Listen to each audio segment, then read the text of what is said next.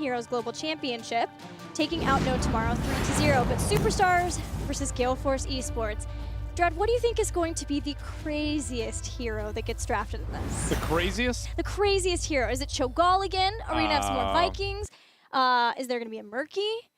Gazlo? I don't think we go as deep as the Murky and Gazlo. Maybe the Cho'Gall and maybe the Vikings. Okay. Both these teams have busted it out. I think if I had to say any, it would be Cho'Gall. I think he would be the craziest hero that ends up getting busted out. All the other ones would be, I can see here and there why they would justify getting that pick, but the Cho'Gall is the one where I'm like, I don't know where this is headed. And you and I were bantering a little bit on the possibility of Zul'jin, the newest hero, who's still available. After this week, Valera will be a possibility too, but we'll have to see if either team wants to pick Zul'jin. For now, let's hear from the two teams, Gale Force Esports and Superstars, what they think of this matchup. Gale Force, I think they got stronger with Equinox. I think he's a really aggressive tank, and for some reason the team just falls behind him perfectly. I think we can beat them though, I really do. They're a very interesting team. I actually love playing against them because they have such weird strategies. They do very unique map-centric strategies that are very frustrating to play against, but they're actually really cool to see unfold. Like everyone knows them for like playing Vikings and a lot of Abathur. It's just something they're very good at, and it's actually nice to play against a style like that because it keeps you on your toes. Gale Force Esports has always been a strong team, but their consistency in performance has always been in doubt. They actually struggled quite a lot, and they made a roster change like right before the last qualifier, I believe. And I'm not quite sure that that's gonna bode well for them. Hopefully they get enough practice in, but I'm gonna be pretty confident going into matches against them. Gale Force has a strong roster as well. One of probably the powerhouses of NA. If anything, they've performed very well and are very exceedingly in team fights. They play overall above average. I wouldn't say they're extremely strong, but honestly nothing to be afraid of. Well, that is a team that is a straight wild card. No one knows what's gonna happen. You might have Vikings, Sylvanas, Abathur against you with that team. It's just these crazy strategies that really are unique. A lot of people call them cheesy, but I mean, I have a lot of respect for it. I have a lot of respect for being able to play a different way, a different style, and then thriving at it.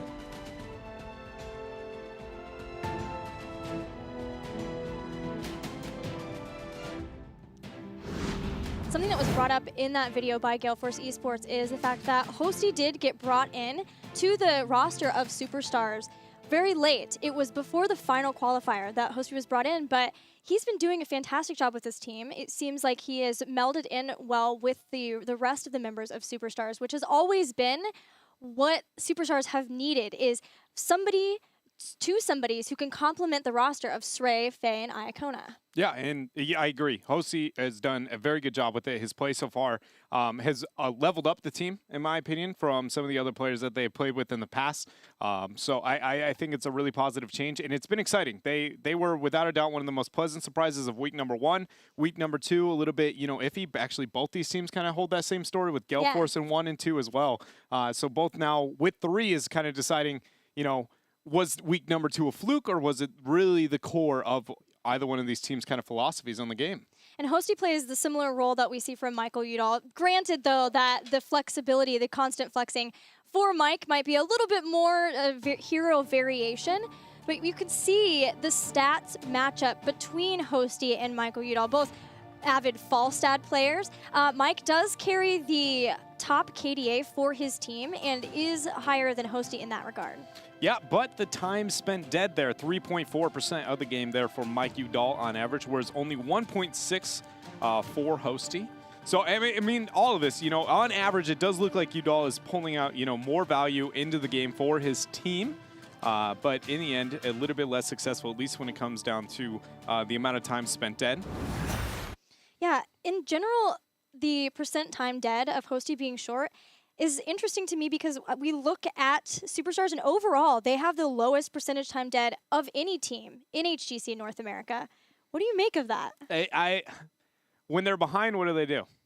Like they just turtle, yeah. They just turtle. They don't right? die. They're afraid to lose. Like, Right. they will lose, but they do not make the decision. Like, the stage dive at the very end of the last game that we watched in our last series was not necessarily the prettiest engage, but it was the most optimal for the team. They were willing to sacrifice 5 more deaths, the stats, but it was their best shot. Whereas Superstars is the team that would rather sit back, hope their opponents make that mistake, and then capitalize elsewhere. So that turtling, yeah, statistically will be able to help them in the long run. Yeah, Superstars and No Tomorrow both struggle from that. So I'm really hoping that we see the change up from Superstars there, especially given the fact that they do have a real problem, because Gale Force Esports loves these kind of global compositions that over time will get them ahead in experience. But let's go to our battleground pool for HGC and see where the first game will take place. Home team is... That's going to be Gale Force Esports. So their map, no surprise. Towers of Doom. Hey, Gale Hey. Force sticking to what they know here.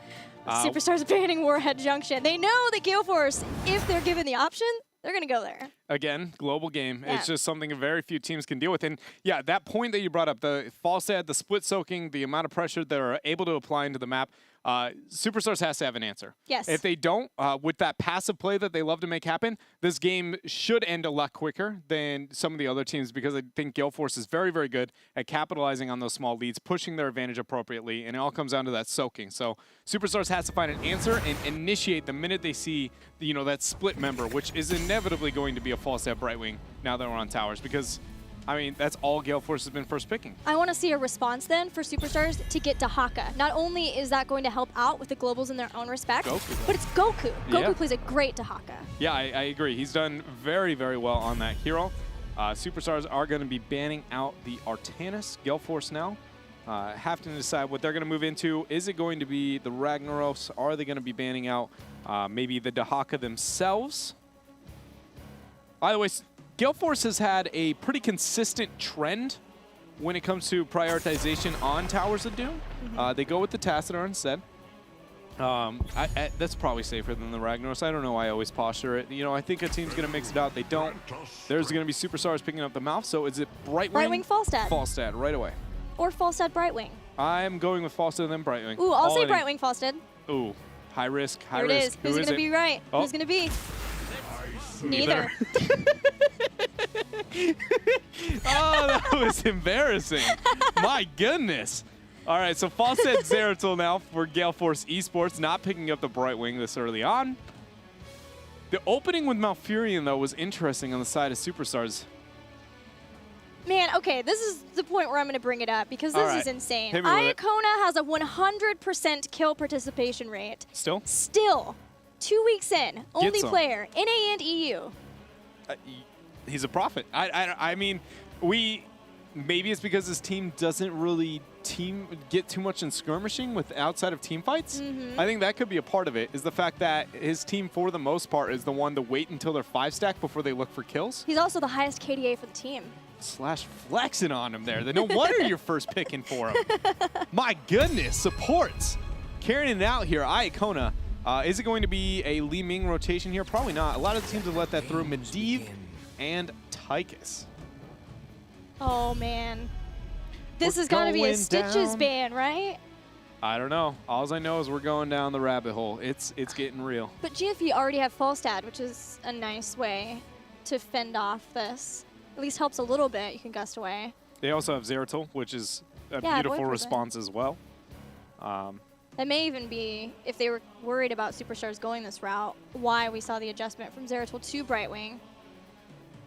But do they still fear it enough to ban Stitches? For those of you guys who haven't seen this, how this works, at level 10 you pick up Gorge with Stitches, and then you gorge someone, walk through a portal, maybe even into your own kill zone, or at least behind a gate, and then get a quick and easy kill off of your opponent's team.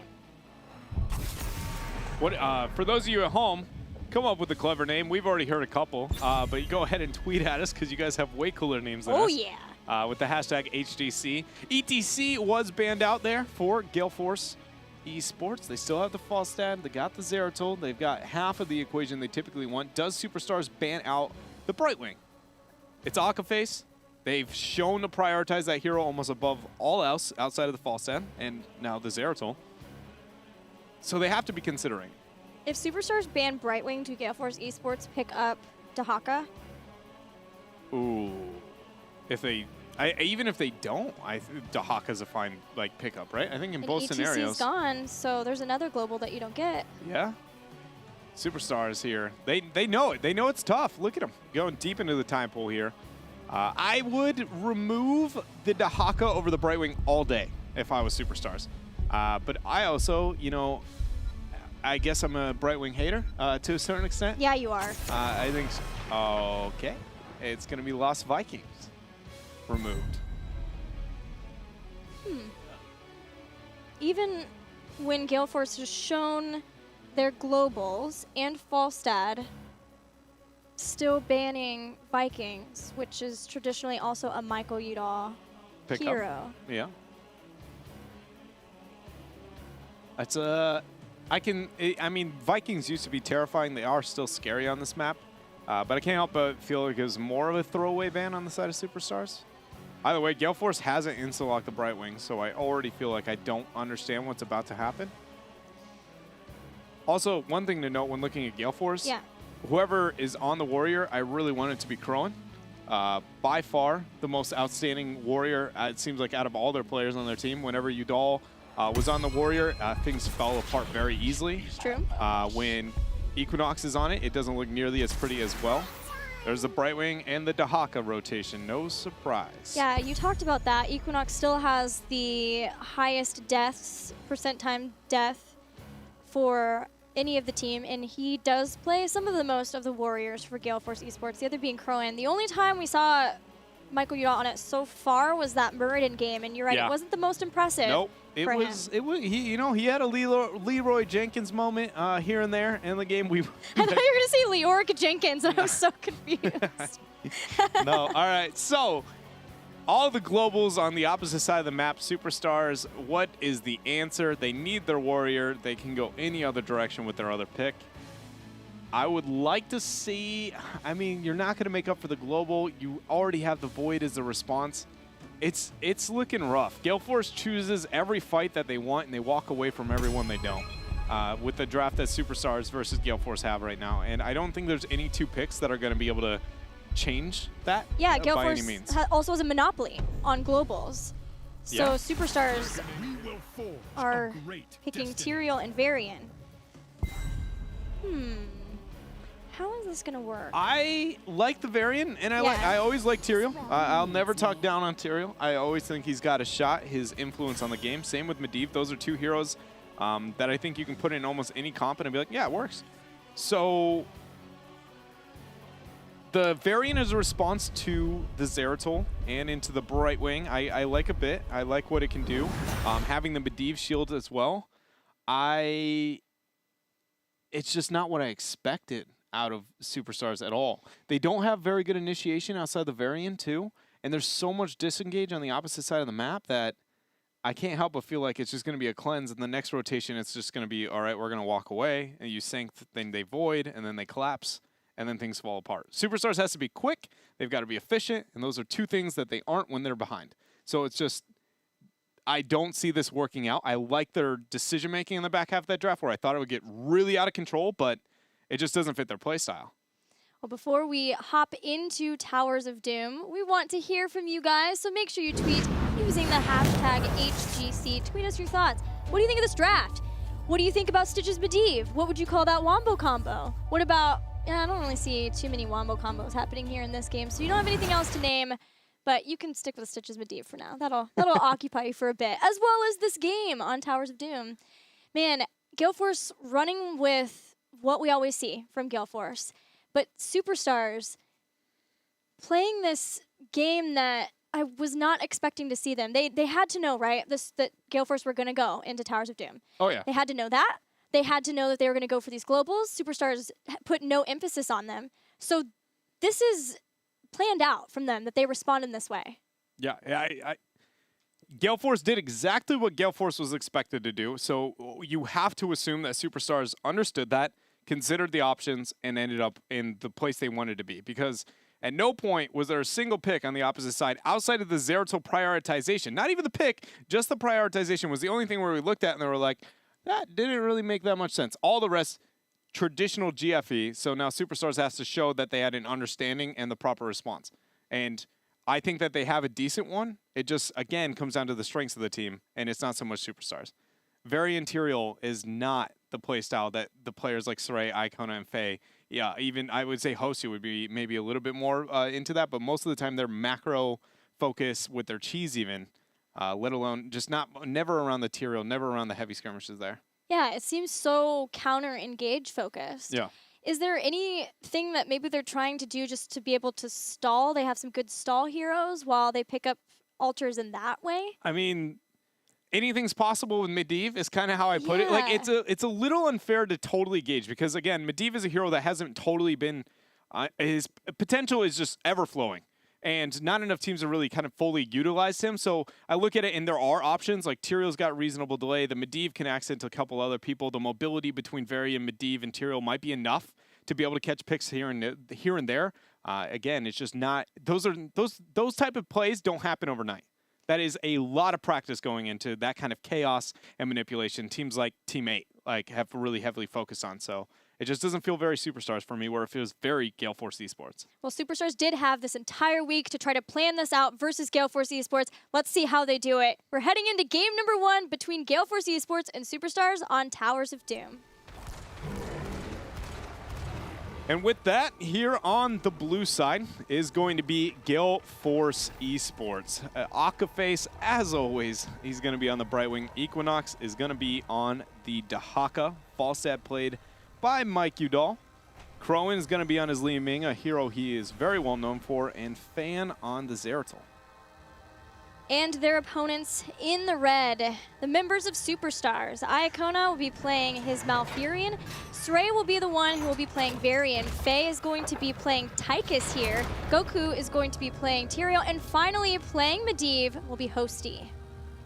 Hosty on Medivh. That feels like a Faye hero to me a little bit, but, you know, maybe he's got something. Just Faye was always known very early on in her career for just being on those kind of unique heroes and accelerating greatly at them, but maybe it's, you know, maybe it's gonna be Hosty. It's another bird, like his Falstad. Yeah. So maybe that's where the differentiation lies. I'm not a role main. I actually, the delay there, very well done. But I'm mainly focused on like whatever the creature is itself. You know, I play all the birds, so you better hope there's not a bird support, otherwise full role swap, because that is the only role we're yet to really see fluctuate in North America. Everybody else is kind of all over the place. Yeah, 4 flex and a support are how Gale Force Esports have identified themselves. So, what level are we going to see an adjustment from Superstars, since they're obviously going a little bit of a different route? Are they going to take the level 4, or are they going to take the CC? We've seen the CC every other time, but I can honestly see the thought process of what if we just go full invincible between Medivh, between Tyrael, between Varian. Like, who do you focus, right? There is no right answer. Especially because Falstad's also not going into Season Marksman this time, too. I mean, that would help a little bit. Like, Parry already is going to help with that, but this will help make sure that he can block the damage, not only from Falstad's auto attacks, but from his hammering, too, and things like Zeratul Cleave.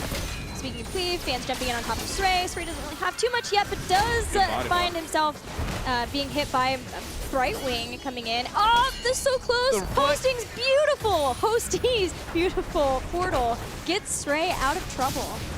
He's going to be able to keep him up. He'll back out and be able to make the play here. 25 seconds going to be before the Shrine spawn. Obviously, the global advantage is a little in favor of Gale Force Esports. Just a bit, just a bit. Just a smidgen there. So it's really up to Superstars to figure out the math equation of where those globals are really going to be headed and how can they answer. Already glad to see that we see Heroic Reforging there for Tyrael with the delay argument we were making earlier. They're at level 4. The channel is going to be started for both sides. Dahaka looks like he's going to be able to get his for free. Tyrael's getting delayed by Falstad up above, so Goku in a tough spot. So this is where Superstars has to force whenever we see, you know, that split pressure on the side of Gale Force Esports. Especially with Dahaka showing that he wants to just continue soaking up in the top. Falstad's going to fly down, flies right into where Iacona is. A quick grenade from Faye knocks Michael Udall away long enough that Iacona can stay safe. Saray's being slowed down, but all of the zoning now coming in from Gale Force Esports as Dahaka moves in. And Hosty jumps in, is going to get polymorphed. He has Force of Will, drops a portal. Can he get out? Gets right through the portal just in time and will delay once again. This altar's not picked up just yet for Gale Force Esports, but not very many options left at this point for Superstars, at least without sacrificing a life. So a second altar picked up for Gale Force. Yeah, a little bit slow on the transition there for Goku and the rest of Superstars. Drag, though, is going to be landing. Stray ends up getting the shield and the portal right on out. Very good use here coming up from of the portals so far from Superstars.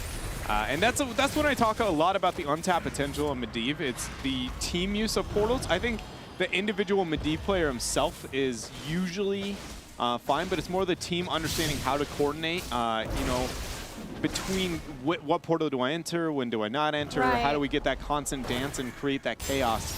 And that is really it. So very good job, at least so far, for Superstars. There goes the stun on to Equinox. Equinox is going to be just fine, though. Health pool is high, not even popping his passive. And Goku had already used Eldraine Might just to hop in, so didn't have that to try to body block. Polymorph's going to hit. All of these sappers should be able to run in and start taking down towers. So Gale Force have nearly taken down a tower, and a few more abilities from Crowan will make sure that that gives a little bit of an experience advantage for Gale Force, but more importantly opens up that bottom bell tower for later on sieging and control with both of the sapper camps. Yeah, and now we're about to reach up on that 7, so we're going to see the Master's Touch from Medivh. See how much value he'll be able to get out of this, how quickly he can stack. Dahaka backing out, getting the sapper camp, a lot of pressure on the map here from Gale Force Esports. Again, sticking to what they feel comfortable with. There's going to be the stun. Portal was late, but Fan's going to teleport right on out. And Gale Force just, you know, they're doing what they do. Superstars right now has only had one opportunity to be able to punish, and it was only at level 4, so it's a little unfair to be able to gauge that. Now they're going to have a secondary one as the sapper camp's picked up, and then another shrine on bottom. If this one, again, goes the same way, though, where Gale Force gets that pressure onto the map and is unpunished, you know, it's looking ugly for Superstars. The fact that 9 is going to be here closing out on 10, another shot advantage on the core is only going to open bigger windows. So a very tense moment, if you will, for Superstars here. Especially because Superstars have moved Tyrael down. It's spotted out by Fan as Zeratol, and he's going to chase away and try to delay as long as he can for the body advantage for Gale Force Esports. Dahaka has not rotated in. Gale Force might even be okay with giving up this altar. Yeah, they're going to give it up just for free, just because they know that they've already won, and having Tyrael rotate down to the altar, Dahaka gets free push in the top lane and gets Gale Force even closer to 10. Yeah, and that was a nice response from Gale Force, but it's huge for Superstars to be able to pick that up there and be able to buy a little bit more time. Dahaka obviously being the problem in the top lane. Tyrael is a hero much like Tassadar. You put him there to not lose. You don't put him there to be proactive. Dahaka, I mean, is known as one of the most dominant 1v1ers in the game for now. Icona gets a little bit harassed, forcing the Void. Here's going to be the combo. Can he get a kill? Portal's down. Force of Will 2. Everyone's out. Worth. That's all I got to say right now. That's so worth. And now we see all of Gale Force actually going to try and force here. Soaking into 2 side lanes is going to be Superstars looking to be able to pick up the 10. Tyrael is obviously not going to make the transition at all, but Varian looks like he's posturing for a flank, but he needs that 10 before he can do anything. The bell tower's converted over here to GFE. Oh, Sray. This is... Oh, everybody left, though. No way. This might be a moment for him to be able to get a pick. And Hosty actually revealed as well. Do False and Dahaka have their globals up? Here comes the jump. Hosty's jumping on top of Crowan. Faye goes in 2. Stray's looking for the drive. Polymorph from Akaface. Akaface saves the day. Okay. I'm sorry. He just let Crowan go by. I don't know. He focused. There was a lot of tunnel vision on the side of Stray there. I didn't expect the target choice to be the way that it was, especially with Tychus in perfect position to be able to follow up onto the CC. But either way, Gale Force, proper response is going to be able to back out. Here's the combo once more. Not going to land. But the Sappers are a pleasant you know, moment here for Superstars to be able to get some of that health on that bell tower back. What are we looking at when it comes to Master's Touch? A little below 50%. Also, Medivh got Dust of Appearance, which has revealing enemy heroes instead of giving greater vision radius. What's bothering you now? It's the fact that he walked by Li Ming. I'm just so it's very important that Superstars chooses their engagements and are very efficient with them, and just that tunnel visioning there, you know, with Tychus for the perfect follow-up and initiation. It really caught me off guard, and it's small things like that don't mean that much that early into the game, but they mean a lot as the game moves on, right? And so we have to keep eyes on that at all points. And who Sray is going to be choosing to be able to take that fight. Obviously, Brightwing, priority numero uno. But then beyond that point is going to be any squishy where you know your opponents are going to have the backline, or you're going to have your backline as a solid follow-up. Yeah, it seems like the panic's starting to set in for Superstars just a little bit. They know they're behind in the Bell Tower game because they've been constantly receiving siege from Dahaka up in the top lane any chance they get. The rest of Gale Force is focused on the bottom lane and have already gotten that Bell Tower once, now getting it again. Tyrael has to be up in the top, so Superstars make a somewhat risky decision and go to get the boss. They did know that Gale Force weren't 13 yet, so it was a nice point for them to do that, and that steals 4 shots away.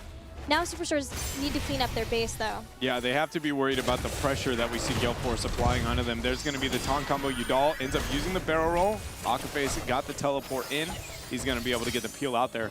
Yeah, they need to get a counter pressure onto the map. Gale Force is doing very Gale Force things, and taking the boss was a nice step to be able to, you know, minimize the losses that Gale Force is so good at doing on this map and abusing the pressure that they can have. But they got to find a moment to be able to turn it around. And with the positioning of Gale Force and the defense around this bell tower, it doesn't look like there's any moment where they're giving it up. Dahaka is going to win the 1v1 on top over the long run, convert that bell tower, so somebody's got to make an answer. And it looks like Sray is actually going to be doing that on top. Sray's going to jump in. Maybe they can get a kill on Dahaka in time. Equinox starting to run away, gets stunned. He does have adaptation. It's been used, Gust from Michael Udall when he flies in, and that will be the end of this potential gank. And the whole time, the 3-man of Gale Force keeps the bottom bell tower in their favor. Soon, the altar will be available to spawn. Superstars can't even move into position to get it because of this bell tower. Yeah, it's an interesting decision. Oh, wow. Dahaka got that just in time for 6 shots, too. The dream. 22-24 when it comes to the core health now. Sray has pretty much committed to this as we see Goku over the wall. He goes in for the taunt. It's going to be used. Leyline Seals dropped, only ends up hitting 1 target. Sanctification still available. Bell Tower sitting pretty low in HP. Equinox eating the rest. Might lay down, but nobody moving forward. And this is, look at what Gale Force does. They walk away. This is what we were talking about when it comes to the fight on top, the fight on bottom. Gale Force is going to manipulate the map. They're going to take the fights that they want, and they're going to walk away from every single one they don't. Yes. Superstars is doing nothing to say, hey, no, you're taking this right now. This is our moment. They have to be so much more on top of their initiation here with the comp they've drafted. But what are they relying on to do so? Stray just to dive hard? Yeah, with Saints. Then you go in, you initiate hard. Tyrael comes in for the follow-up so you don't lose all your HP.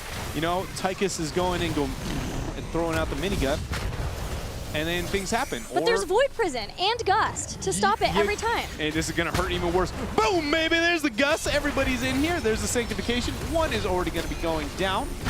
And there's going to be 2.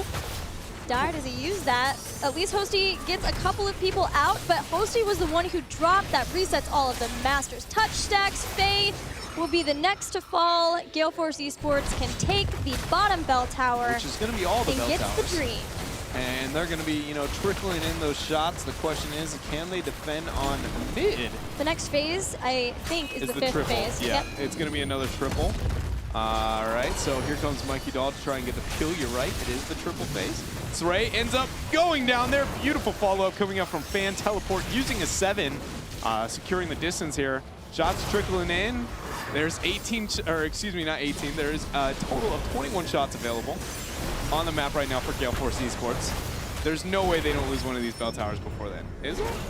Is this a 13-minute? At least one of these is going to be, oh, Orb for the win takes out Medivh. Here comes the first set of 7 shots. If one more shot happens from the core, that's game. I think that was it. Wait, that's it. That's game. The channel on top. Oh, Gale Force. That was a 13-minute match on Towers of Doom. You can't even wipe them and walk to the core though when you got to channel the shots. I don't think I've seen a game that fast there. What do you got to say? I feel the sigh. I want to know why. Give me the feelings, the emotion behind it. Superstars had Tyrael Okay. as an anti-dive. Yes. Twilight Dream as the anti-dive. Ooh. There was never going to be a dive. You're not wrong. The one time that it happened was like, here's a gust. And then they had to bail everybody out, Yeah. which they bailed some of the members out. It seemed like they knew. We talked about it. They had to know that this was going to be what Gale Force Esports wanted to do. Every Tyrael composition ran in North America HGC so far has struggled in one department, and that is initiation. Just pressing the go button is really hard for those teams, and it's crucial for Tyrael to be an effective warrior. It is an absolute must, and I think that last game is not a perfect example in the sense that you have a Gust and you have Void. Like, there's so many disengages, but yeah, it's a common trend where every time we see the Tyrael, that's why I put so much on, like, well, they have to be able to initiate, because nobody seems to understand that when Tyrael follows up his Q, there has to be at least 3 guys there, or you're never going to gain value out of that hero. Well, that is a quick game number 1 in the bag for Gale Force Esports. We're heading to a break. When we come back, we'll have game number 2.